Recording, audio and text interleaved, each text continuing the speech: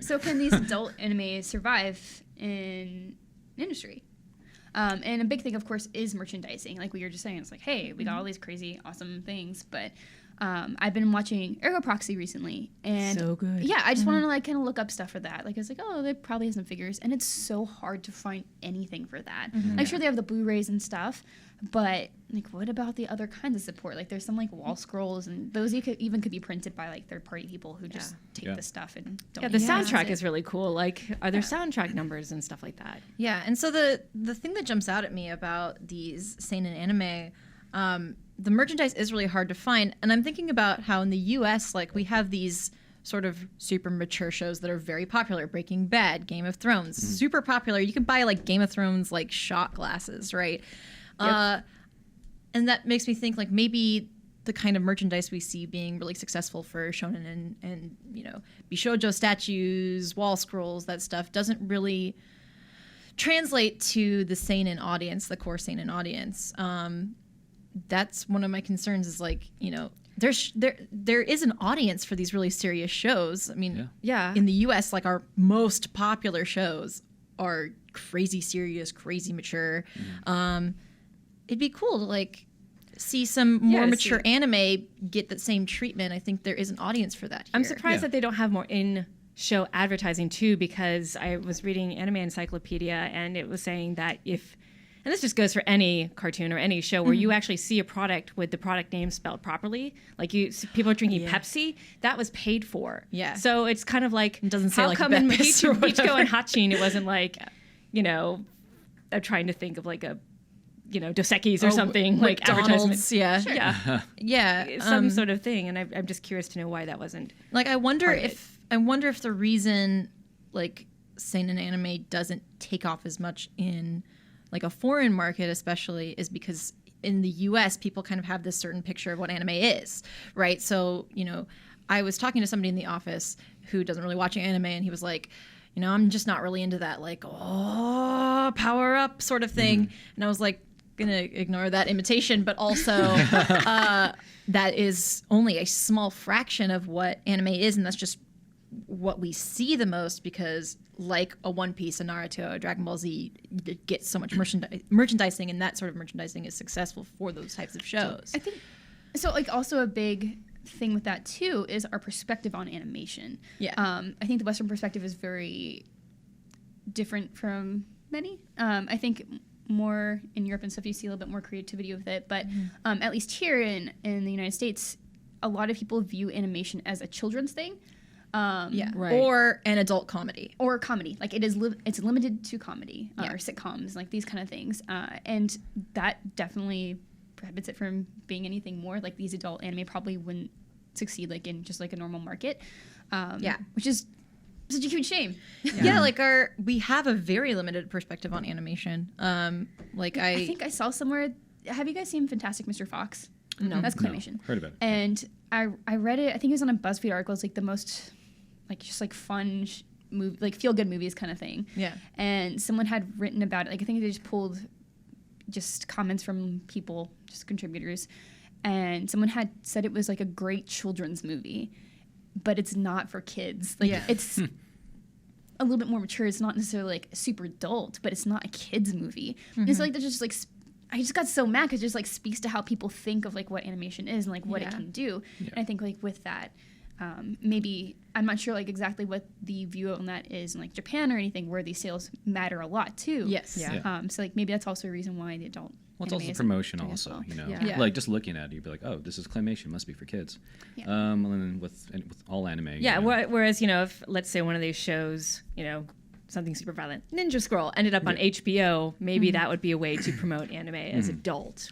But spotlighting it and getting HBO and Netflix and people to pick up on this stuff, it's like you have to make a case for that people will watch it, and that would be really difficult. Yeah. Well, with the popularity with Attack on Titan, I think that's going to change for sure. Like, you know, it's very violent and mature, and now Kabaneri in the fold. It's like, but I don't want to conflate violent and mature. I don't think they're the same. Because sorry, like I was thinking the HBO audience. Well, HBO, the HBO audience, but like you know, I think any shonen anime is technically pretty violent. There's a lot of fighting in shonen, but like it's definitely how the show handles violence, I think, is a big factor, and also just like focusing on adults. So the one thing, like Attack on Titan's super popular. A lot of people who don't even watch anime know what Attack on Titan is. It's on Netflix and stuff like that. It still is focusing on young people. There's this sort of youthful element to it. There's a lot of angst. And I don't know, something like a gangsta, which is just so different. The tone is so different. And even though we all know what happened there, it's hard to find a market because people aren't going into that expecting that tone. Like I even had that. I was watching, and I'm going to not even get into how I felt about the show, but I watched Bojack Horseman expecting. Don't judge me. I watched judge-free zone. I watched it expecting, because I had run out of episodes of Archer, and I really like Archer, etc. And I was watching it expecting like a comedic tone, and it's not. I heard it's really dark. So dark, and I still don't even know if I like hated it or just was indifferent. But that was so jarring and weird. But I think that having that show, and that show is like relatively, people know that show. Yeah.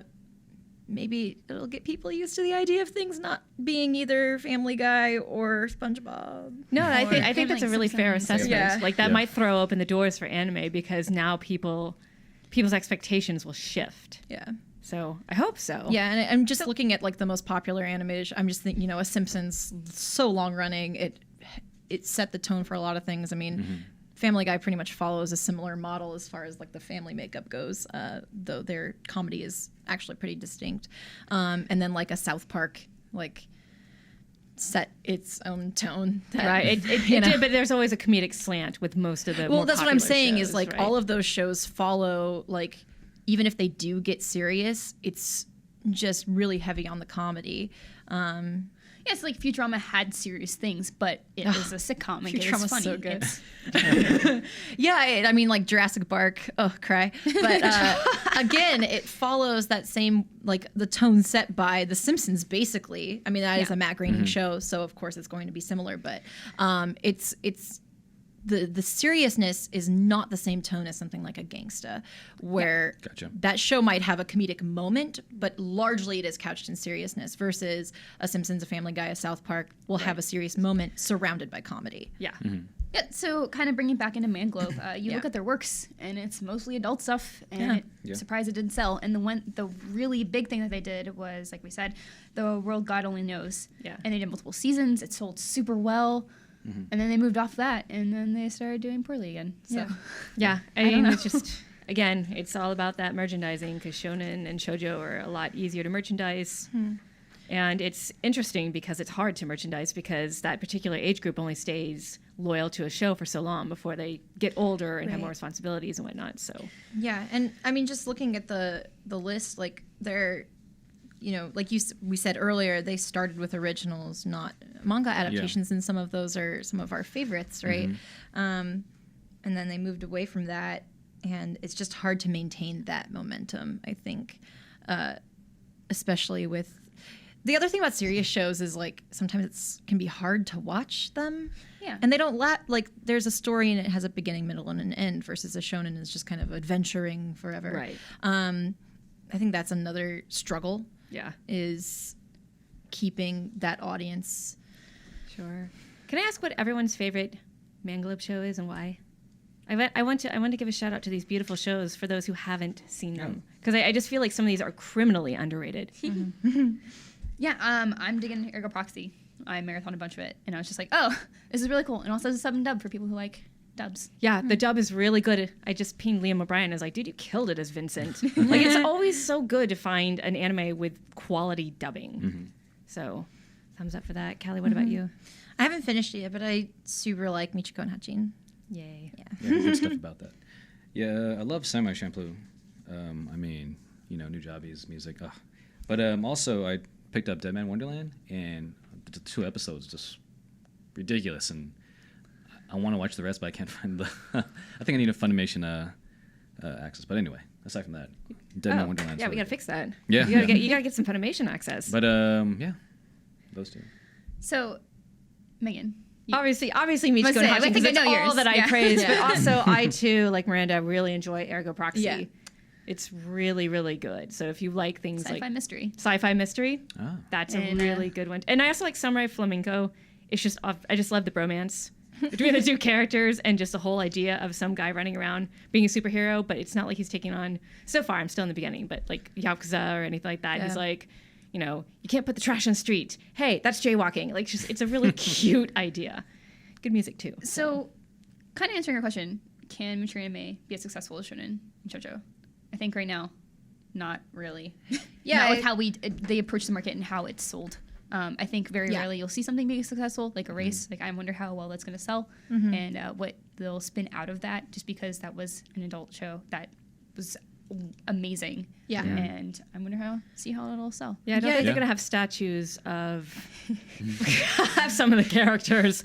I really hope they don't. I really hope they don't. I think basically the crux of our conversation is it comes down to marketing, and one of the problems with marketing, at least in the US, because we can speak to US being, you know, living here and stuff, is that it's very hard to communicate what the point of the show is when people have certain expectations of animation. I think that's another problem. It's a lot of marketing, merchandising. It's not the quality of the show. I think that's not at all. Yeah, it has nothing to do with that. I get in the door. Yeah, so only time will tell. Let us know what you guys think. Do you watch a lot of mature anime? Are you more into shonen? What appeals to you? Why not? Just look at the show and see what's in. I don't know. Sometimes that's what I do. Anyway. It's just like I just see what's up with the show. But yeah, let us know what you guys think.